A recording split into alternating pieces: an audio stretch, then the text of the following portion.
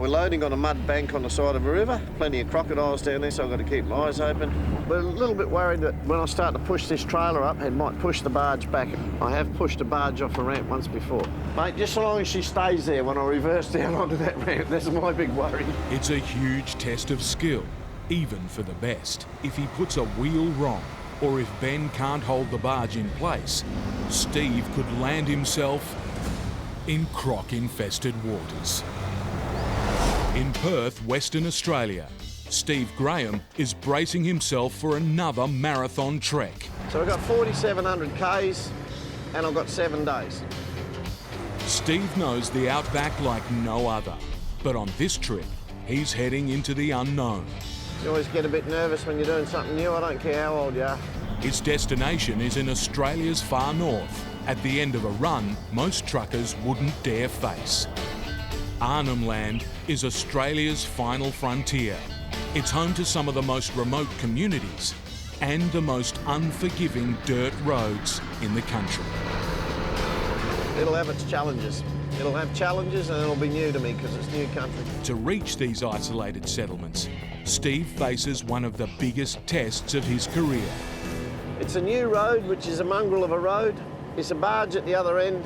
He'll have to load his 50-ton road train onto a barge. The problem with this bloody barging is tides. It's out of your control, you know, and no one wants to pay to hang around for 13 days for the next tide.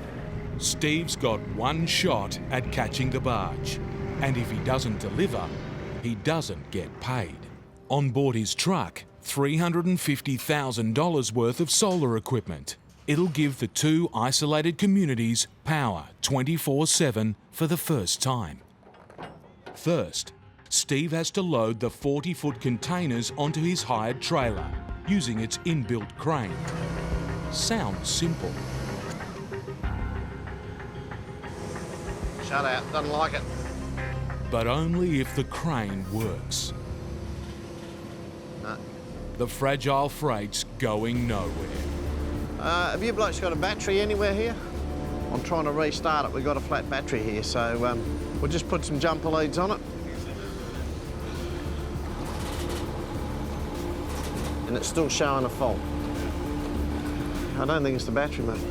If Steve can't fix the problem fast, he risks missing the tide and barge. He'll have to call the hire company for help. God. Suddenly, the whole job's on the line, and Steve hasn't even left the yard. I can't believe it. This is and I'm really under the pump. I've got to catch a tide, and the friggin' phones are down in Maddington. I can't get hold of them.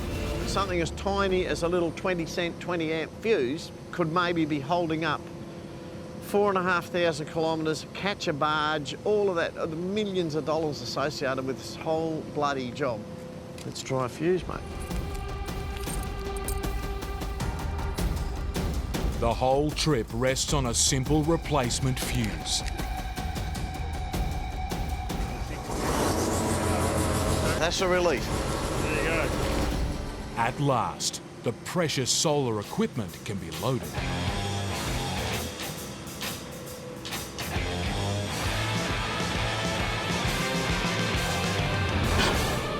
One 20-cent fuse.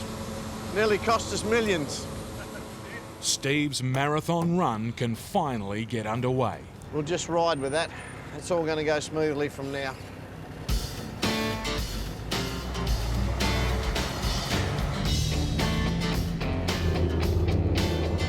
Ahead are 2,000 kilometres of bitumen through the vast Western Australian desert. But the further north Steve goes, the hotter it gets. 100 k's out of Broome, the temperature's pushing 40 degrees, and Steve's feeling the heat. I had a mongrel day yesterday. The air conditioner had gone in this truck, and I'm going to go and get it fixed. I'm not going to do the next 3 days without an aircon. Steve's hoping the job should be a quick fix.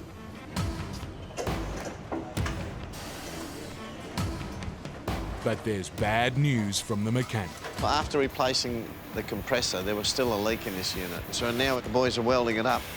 It's always nerve-wracking. And time is just running away from me. He needs to get moving. Time to get the mechanic's verdict. At the moment, its holding pressure hasn't dropped at all. Right, this truck's good to go. It's time to make a mile. I'm glad I got that repair done. That's good, but it also cost time. It cost me a good half a day. It's nearly 1 o'clock now. While he's back on the road, Steve knows any more delays could break him. I can't ring up and say I'm going to be half a day late because there's a tide. And soon he'll hit the dirt, where his speed will drop to keep his fragile load safe.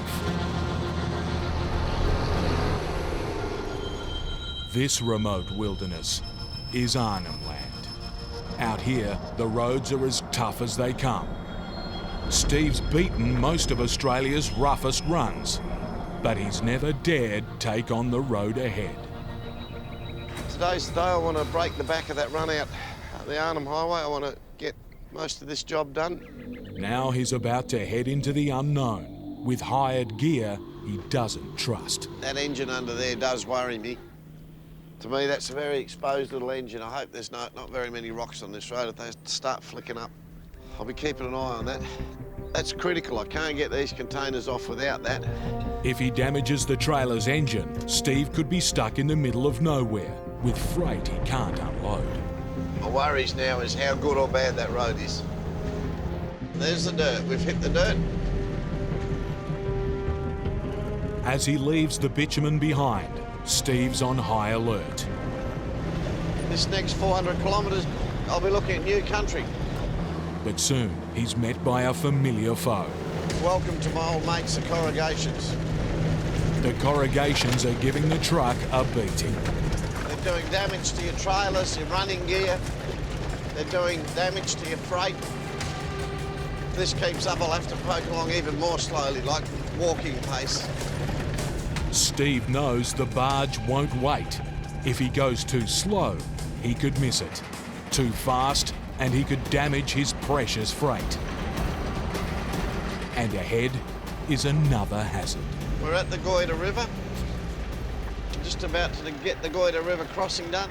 To get through the river, Steve will risk more than just his truck. But first, he needs to check the load. Under the hire trailer, Steve's worst fears are confirmed. Now, I've got a serious problem here. The crane's engine has taken a huge hit. The spare tyre carrier's fallen to bits. And it's dropped back. The tyre's obviously bounced up. It's smashed the return line to the hydraulics and it's busted off the air intake under here. With the crane's hydraulics smashed, Steve has no way to unload his vital freight. The damage bill could cost thousands. But worse still, the barge is over 400 kilometres away. And Steve's alone, deep in the vast, untamed wilderness of Arnhem Land.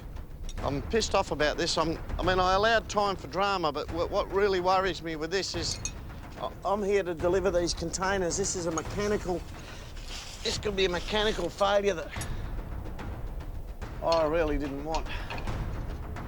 With daylight fading, a temporary fix is his only hope. I'm just sealing this stuff up so it won't get any dirt in it. I didn't think its own tyre was going to come back and hit it. It's the worst possible, absolutely worst nightmare that could ever happen because it's going on a barge to an island, one of the most remote places in Australia. By the time Steve's made repairs, it's night. Now he'll face the river, driving near blind. I don't know if there's saltwater crocs in this river or not. There probably is. I'll take it for granted that there are. If he loses traction, he could grind to a halt, with no choice but to enter dangerous waters.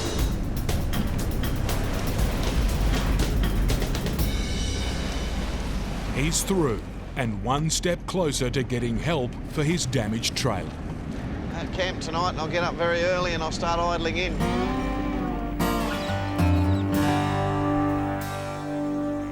Well, I've had a lousy night's sleep, not much at all worrying about this.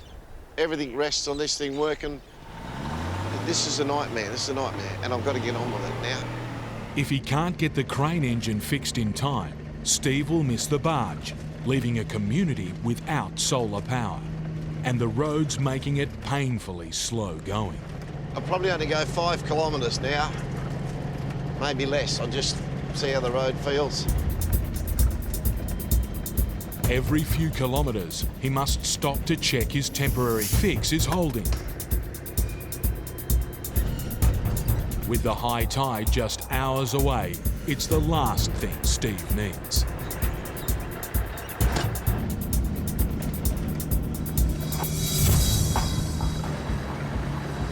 But ahead, there's a glimmer of hope. Well, I'm hit some bitumen, so I reckon I'm about 20 or 30k out of town. Find somewhere to set myself up and start fixing this bloody engine.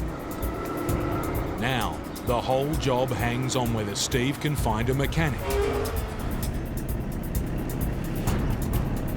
Out here, it won't be easy. But at last, Steve's caught a break. I've got onto a fella, a mechanic by the name of Brad. He's going to come and have a look at this. If he's to make the barge, the repair needs to be done here and now. Now, what's happened is this tyre rack's gone here. The engine mounts are gone and the hydraulic lines have been ripped out. But the biggest casualty is the air filter. That's yeah.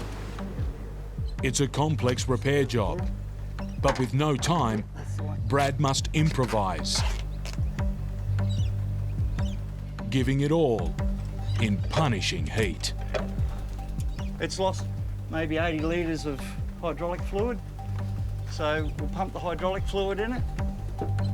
This is the last drum of Brad's oil. This is the last drum of oil in town.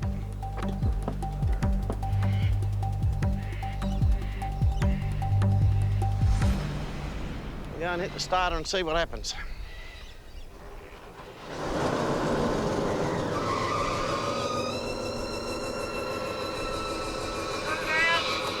The engine's running, but it's far from fixed. It's like the alternator sees, Steve.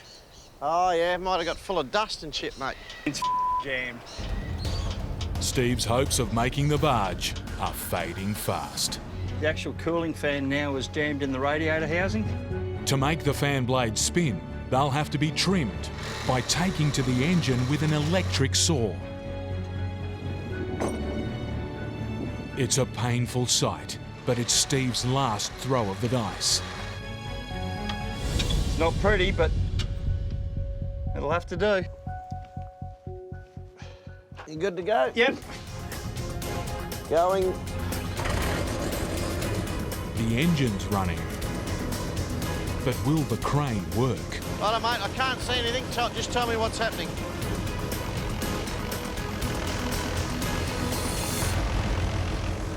Yep, we're good. Good result. We seem to be back together and, yeah, away we go. That's a relief. That's an absolute relief. Thanks to Brad's bush skills, Steve's back in business. Pleasure, mate. Very good. Pleasure doing Yeah. the job. Now he needs to make that all-important barge. With high tide less than an hour away, it's a final dash to the dock. After 4,500 grueling kilometres, Steve's made it, and just in time. But his troubles are far from over. I'm going to have to try and put the thing on this dirt ramp. To board the barge, Steve will have to drive his 50-ton road train off an unstable mound of dirt. And that's if the barge can make it to shore. Well, the barge hit the deck about 3 metres short.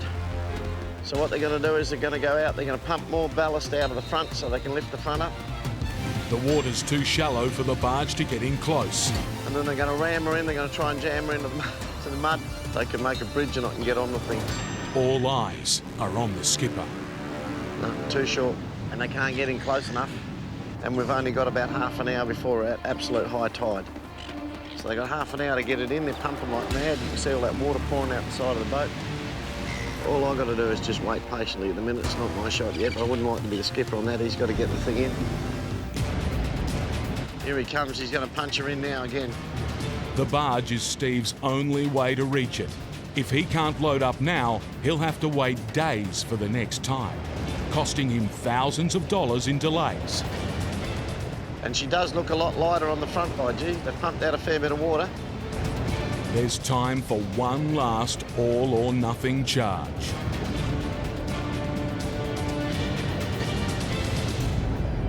And she's coming in quick by G. She's going in good. We're going to get her, I think. Amazing. Right, I've got to start thinking about getting serious about my job.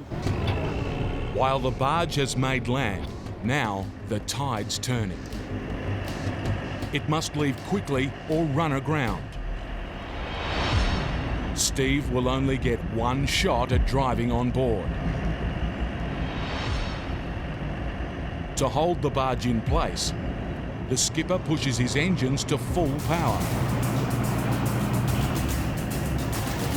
The smallest error from him or Steve could land his truck in deep water.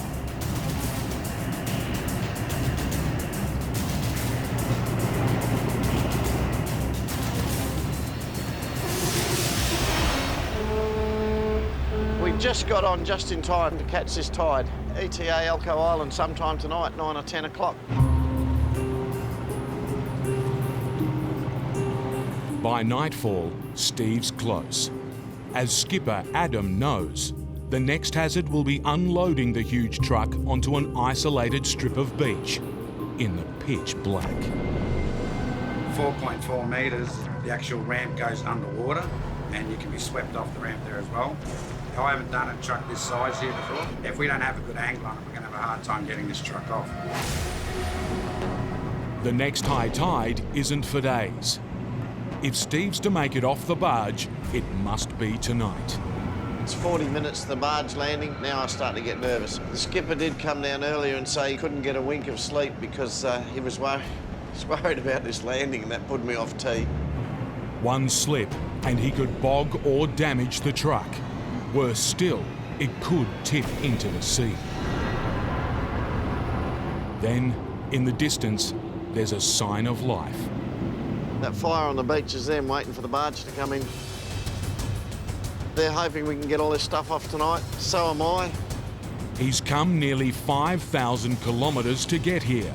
Now, the fate of Steve's journey lies behind the barge's ramp. Slowly, the ramp lowers. Oh, not bad, not bad. Not bad. I think we'll get her there, mate. No, it's good, eh? It's really Yep. good. Shit, we got luck here, I think, Jimmy. The angle may be good, but now Steve will have to reverse his 20-metre-long truck off the narrow barge. Blind.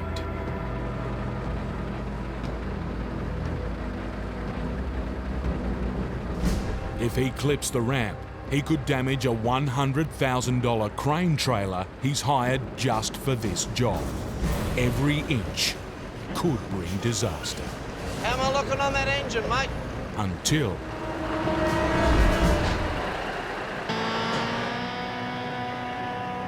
Righto, this truck's off the barge. I've got a huge sense of relief. Tomorrow morning I'll unload this, and tomorrow's another day, so we'll sort it out then.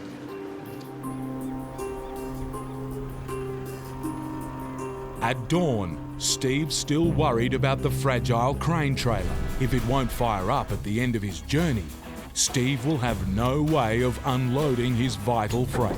I've got about 60 kilometres to go to delivery, and they told me it's a really badly corrugated road. I cannot relax till I get in there and have that thing in one piece to lift this off. I just cannot relax. It's as simple as that. All Steve can do is push on, down the only main road on the island. And by the roadside, there's grim warnings. This tiny jungle track is a truck killer. I'm going to drive very, very slowly if it takes me all day to deliver my freight. And this is how the day will go. I will just idle along. At least the scenery's pretty. Faced with deep corrugations, Steve's reduced to a crawl to protect his rig. I've only come 12.5 kilometres. It could be anything to deal with yet.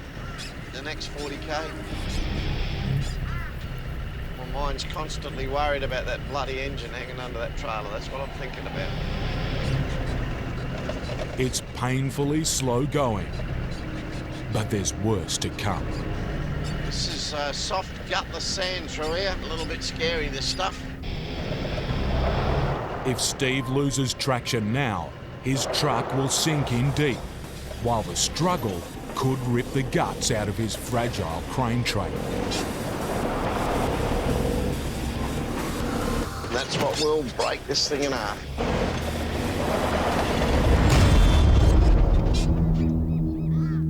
Steve's worst fears are confirmed. An ocean away from help, he's stuck fast. Getting out of a deep sand bog won't be easy. I'm going to let my tyres down another 20 pound.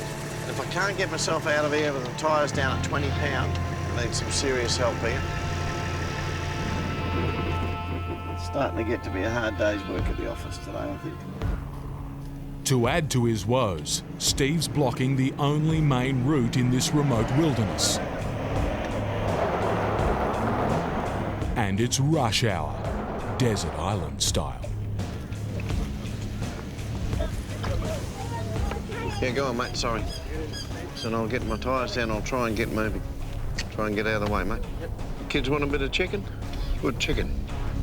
The temperature's into the high 30s with 90% humidity.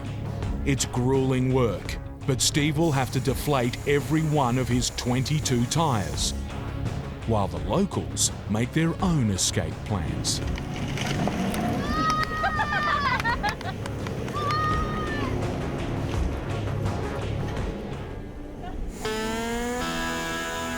But Steve's not going anywhere soon, and behind him, a tropical traffic jam is starting to build up.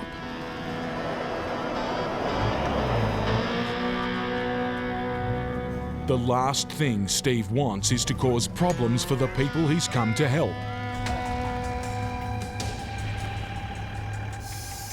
But the deep sand is hard work for a 4x4, let alone a 40-ton truck.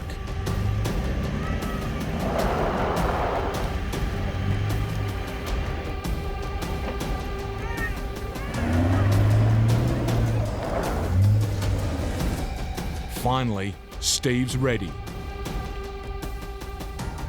The finish line is just 20 kilometres away.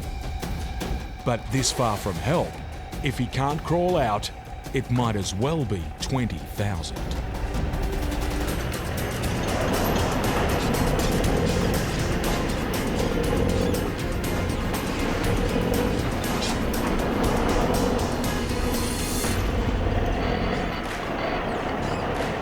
He's a long way from home, but this Outback trucker's not beaten yet. Dropping the tyres to 20 pound worked. It got me out of that bog hole back there. I was worried that whether it would or wouldn't, but it did. There's just 20 kilometres to go to Steve's destination, but the road's fighting him for every metre. This jungle is getting to be a bit of a nightmare with scratching the truck and the paintwork as old as what it is. To protect his damaged crane trailer, Steve's barely managing walking pace. I've been at it now 7 hours for just on 40 kilometres. I'm still worried about that engine. I'd like to think I'll get it over the line the last 8 or 10 Ks and get this unit off. At last, there's signs of civilization. So I'm nearly there. After carving his way through the jungle, he's made it to the drop-off. But it's just not Steve's day. I'm not going to get around here in a fit. Geez, I don't want to twist up that frame with that engine too much, you know. I can back and come across here. I'll do it, mate. Just watch me at the front, and if I'm going to hit a tree or something, just stop me. After 4,800 hard kilometres, even the last 10 metres are a battle.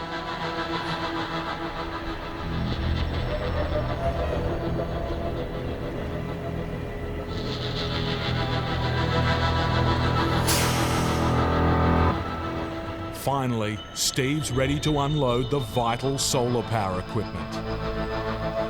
And And now comes the moment of truth. I'm going to give it the big test.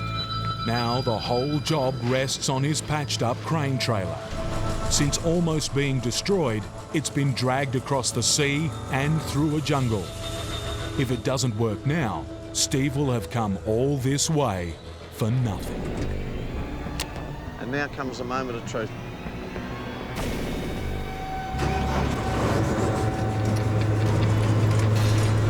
That'll do me. That's bloody good news. I'll get this on the ground, it's half this job done. After 4,800 kilometres at last, Steve can unload the precious solar power equipment. We are all unhooked up there. My next little moment is what these things look inside. And that all looks good. That all looks good. You happy, Errol? Yep. If Errol's happy, I'm happy. Well, that's an absolute relief. I've had a lot of sleepless nights over this.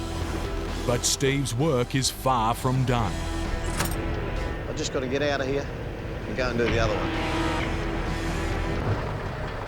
Back on the mainland, he still has a second container to deliver to the remote community of Ninikay. And from out of nowhere comes a hammer blow. They've just told me I can't get in by road. Road access is impossible. There's only one way to get Steve's truck into Ninikay: another barge. And to make things even tougher, Steve will have to race 300 kilometres through the Outback to catch it. The barge can't fit me in its schedule unless I chase it by land.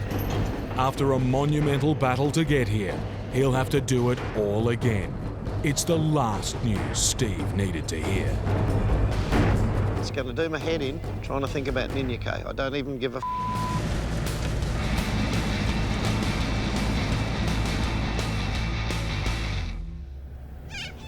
Dawn, and Steve's mad dash has paid off. He's reached a makeshift dock on the banks of the Buckingham River. Next, he'll have to load his 30-ton truck onto the barge. It's a dangerous operation. We're loading on a mud bank on the side of a river. Plenty of crocodiles down there, so I've got to keep my eyes open. That's not a bad landing. While the landing looks good, there's a problem. We're a little bit worried that when I start to push this trailer up, it might push the barge back. I have pushed a barge off a ramp once before. It's a major concern for Steve and barge skipper Ben. Mate, just so long as she stays there when I reverse down onto that ramp, that's my big worry. Don't want to get any further back. Yep. And then we will have problems. Ben must push his barge into shore to hold it steady, while Steve reverses his truck on board. Looks like it's my go now. It's a huge test of skill, even for the best. If he puts a wheel wrong, or if Ben can't hold the barge in place, Steve could land himself in croc-infested waters.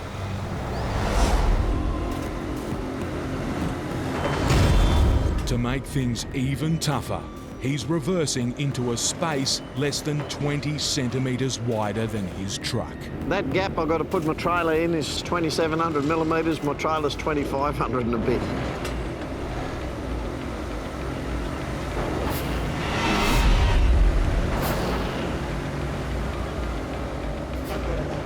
He has only millimetres to spare. But Steve's on. He knows only too well how close he was to disaster. I was shitting myself, especially when she hit this. I thought she was going to push her off. I thought, hello, here we go. Those two crocodiles didn't get us for breakfast this morning anyway. While Steve stayed off the menu, now Ben may have bitten off more than he can chew. He's pushed his barge right onto the riverbank. We need to get off now. He's struggling to get clear.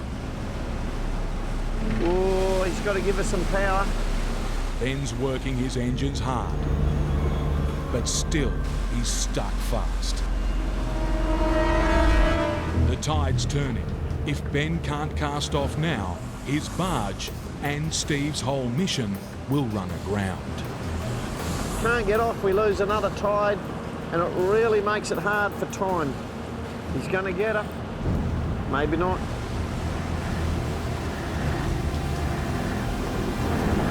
Yep, he's got her. That's bloody good to see. Good on you, skipper. The next stop is 60 kilometres away, at the remote community of Ninyike.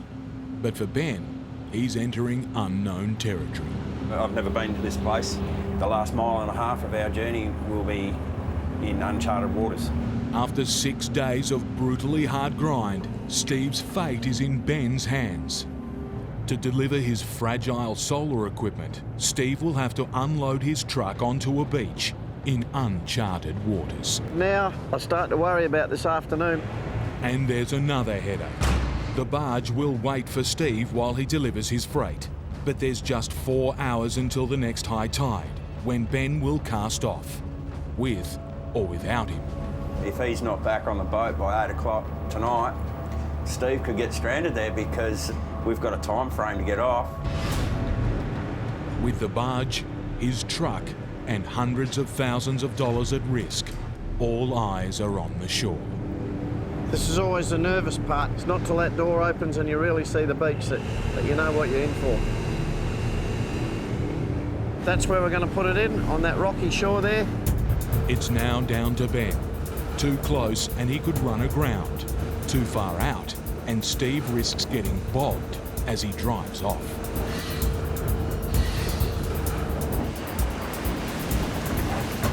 Christ, that's beautiful. With the barge secure, the next worry is the low-hanging engine underneath his $100,000 crane trailer. My main concern is that bloody engine. Can't afford to stuff that at this point. If it gets damaged, Steve won't be able to lift the precious solar equipment off his truck, Looks like we're good to go. costing him hundreds of thousands of dollars.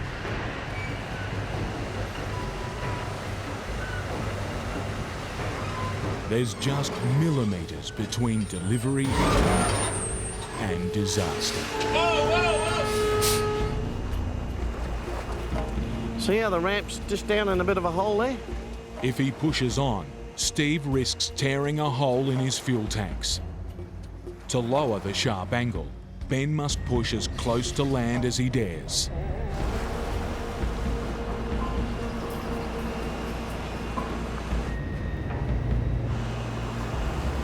That got us in a lot more. The angle's definitely better.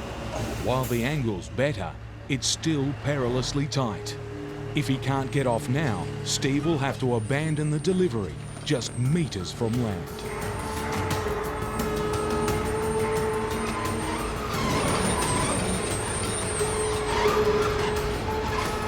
But suddenly, the rear of the truck is dangerously close to hitting the rocky beach as it drops off the ramp. If it does, the crane engine under his trailer could be smashed, ruining the whole operation. We're just trying to lift the back of the trailer up on the timbers. The crew need to raise the rear of the truck to give it more clearance.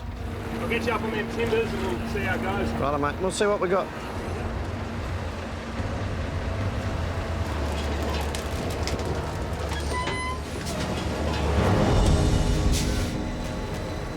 The rear's still not high enough. Steve must be back on board in 3 hours. This is time he can't spare.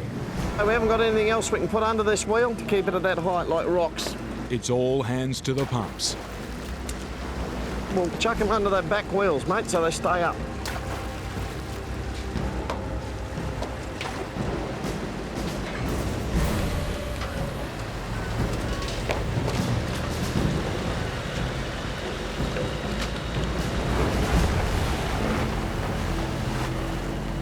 Finally, Steve's clear. After 10 days and thousands of kilometres, the finish line is just ahead. It should be a formality to unload the final container. This has got to go. But for this Outback trucker, nothing comes that easy. Oh, this is not a very well set up site. There's too many obstacles for Steve to manoeuvre his truck to the drop-off. That shit out of the way and that fence, that's got to go.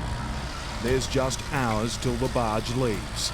The next isn't for days. Steve must race the tide or be marooned. Trying to catch a tide, I've got to get this thing down, so we've got to do a bit of groundwork. Steve must drop his container in precisely the right spot. right next to the solar power station's framework. He's got no choice but to remove anything in his way. Just put it over near that tree there somewhere, mate.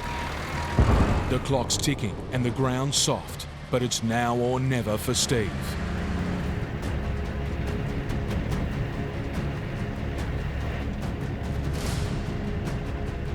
He must be accurate to the centimetre.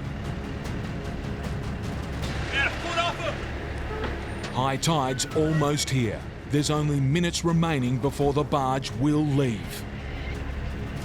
See your centre holes there?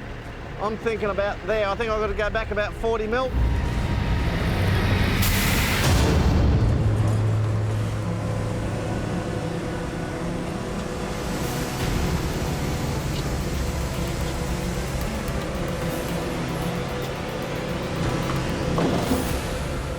Are you happy with that? I've got a texture colour there. I'll be happy. At long, long last, the massive job's finally done. I can't thank you enough, mate. That's one on the ground, son. Thank you very much. You've got no idea how relieved I am right now. And for the people of Ninyike, it's the start of a new chapter in their lives. Only have power at night, 12 hours, sunset to sunrise, and that's it. The family's so happy, they're just so happy we're going to have power in the daytime. It's a good feeling to get a job done, and you do get a bit of satisfaction. These remote little communities, standard of living goes up, everyone's happy. You come anytime you want. Thanks, mate. Appreciate it. Later. 5,000 Ks, 2 boat rides, change their mind, chase the barge, catch it. The thing's on the ground, and I'm a happy man.